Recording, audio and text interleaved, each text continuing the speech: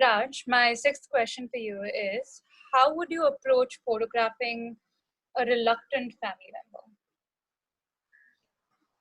Okay, when you ask me this, I am reminded again of my dear friend, the photographer Sam Harris's work, because when he has spoken about his work, The Middle of Somewhere, he has often spoken about uh, the the changing dynamics and the changing relationships that his daughters had towards the camera, because especially children, when they are, well, when they are really young, they really have no say.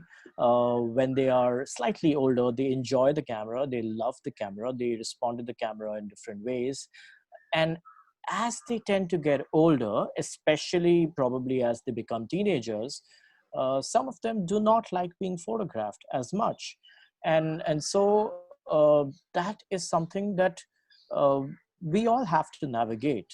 I remember how Sam would speak of either being so ninja, so quiet with your camera, that if it's a really important moment that you do want to photograph, you photograph it and you're done with it. You know, you, maybe that person is reluctant to pose, but they do not mind your photographic presence beyond that.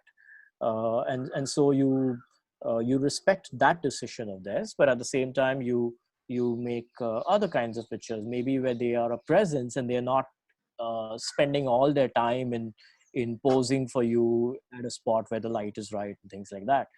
But beyond that, if somebody genuinely does not like being photographed, uh, probably the answer is to respect that and you know, and move on. I think what's more crucial, apart from just do they want to be photographed or not, or are they okay with being photographed or not, is also what happens with the photograph after you've shot it. Yeah. Because almost everyone, or most people, tend to be completely okay with you photographing them, especially if it's family. But eventually, will they be okay with those pictures, say, going online? Uh, are there privacy issues to be thinking about? Are there safety issues to be thinking about if you're photographing children?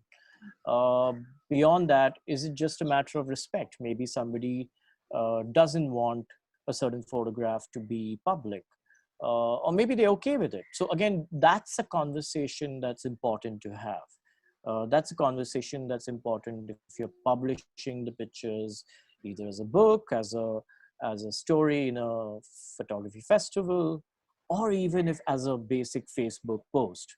Uh, there, I think it's a matter of mutual respect. It's a matter of respecting the other person's wishes, and that's far more crucial than just you know, the act of responding to a photograph at a time when they are around, because that most people are okay with, but then the after of that is something that we often forget about.